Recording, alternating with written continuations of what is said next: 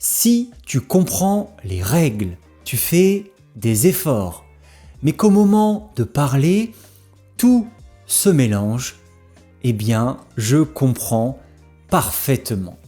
Moi aussi, j'ai connu ça en apprenant l'anglais.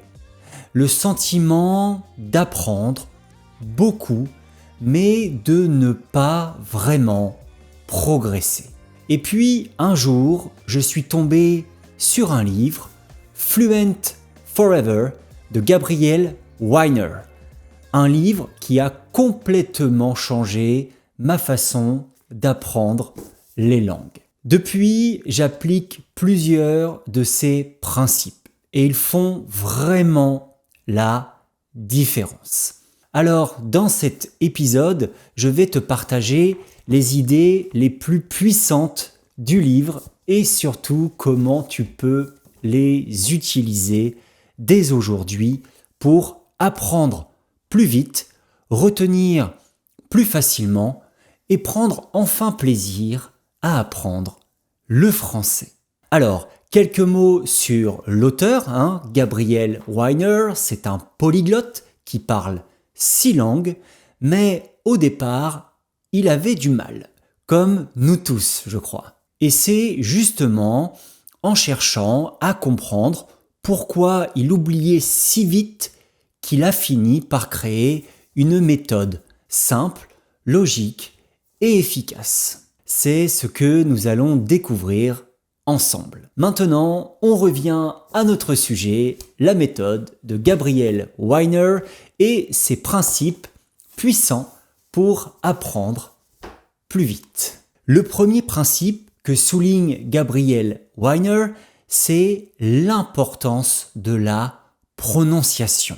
Alors, commencer par là peut sembler secondaire, mais c'est en réalité l'un des meilleurs choix que tu puisses faire.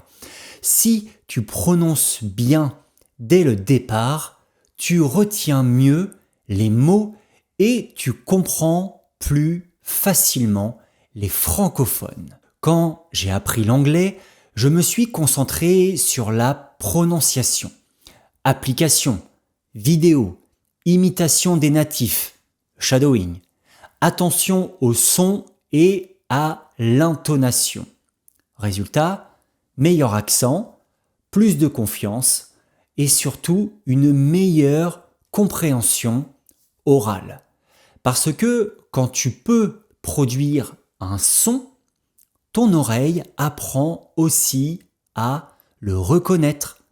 La prononciation, c'est comme les fondations d'une maison. Si elles sont solides, tout le reste devient plus stable et plus naturel. Le deuxième principe de Gabriel Weiner dans son livre, c'est d'éviter la traduction directe. Au lieu de traduire les mots depuis ta langue maternelle, essaie de les relier à des images, des situations, des idées concrètes. Pourquoi ? Parce que ton cerveau apprend mieux quand il voit et ressent.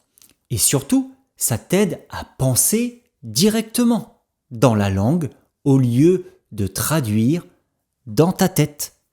Quand j'apprenais l'anglais, je créais des cartes mémoire, des flashcards avec des photos et pas des traductions. Par exemple, au lieu d'écrire house et maison, je mettais simplement l'image d'une maison. Alors c'est un exemple simple, mais c'est pour te montrer comment faire. Résultat, je retenais les mots plus vite et je pouvais les utiliser naturellement sans réfléchir. Donc associer un mot à une image ou à une idée, c'est le rendre vivant, concret. Et un mot vivant, ton cerveau ne l'oubliera jamais.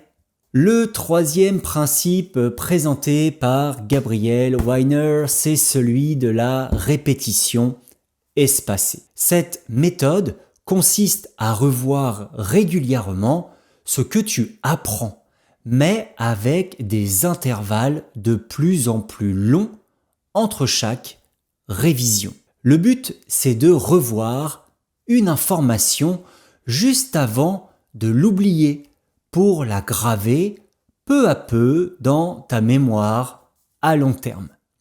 C'est une technique simple, mais extrêmement puissante et efficace. Donc, revois ton vocabulaire le lendemain, puis quelques jours plus tard, puis une semaine après.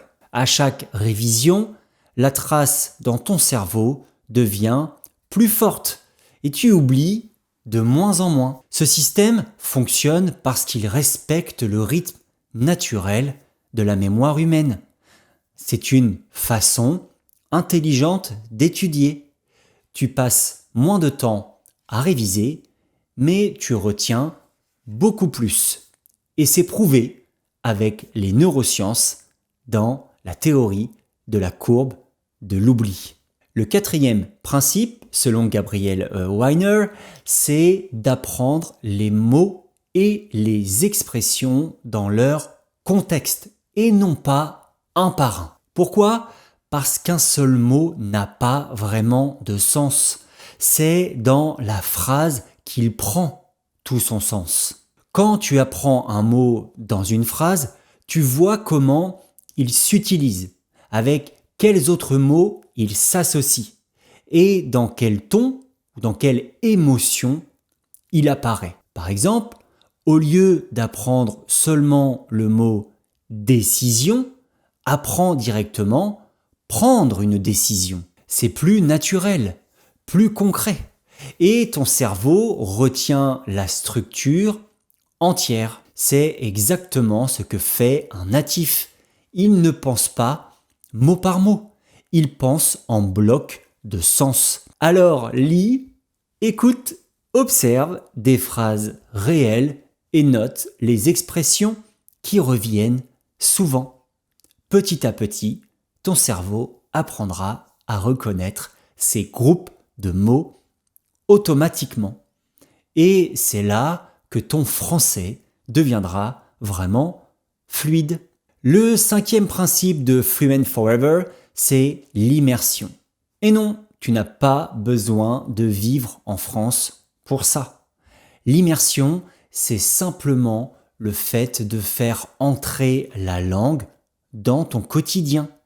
Chaque jour, un peu de français, partout, naturellement. Donc change la langue de ton téléphone, écoute des podcasts, regarde des séries, pense en français pendant tes activités du quotidien. Alors, au début, c'est difficile. Tu comprends un mot sur deux, parfois moins. Mais avec le temps, ton cerveau s'habitue au son, au rythme, aux structures de la langue. Et petit à petit, tu n'as plus besoin de traduire. Tu commences à penser directement en français.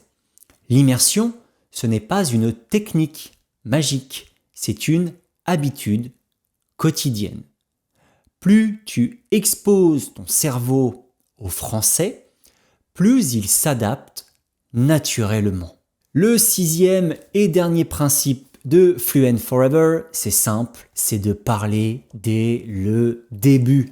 Beaucoup d'apprenants attendent le bon moment, celui où ils connaîtront assez de mots, ou maîtriseront bien la grammaire. Mais ce moment n'arrive jamais vraiment en fait. Parler tôt, même avec des erreurs, c'est ce qui te fait progresser le plus vite. Quand j'apprenais l'anglais, j'ai commencé à parler très tôt, même si je faisais des erreurs dans chaque phrase. Et pourtant, c'est à ce moment-là que j'ai vraiment avancé. Parce que parler, c'est pratiquer.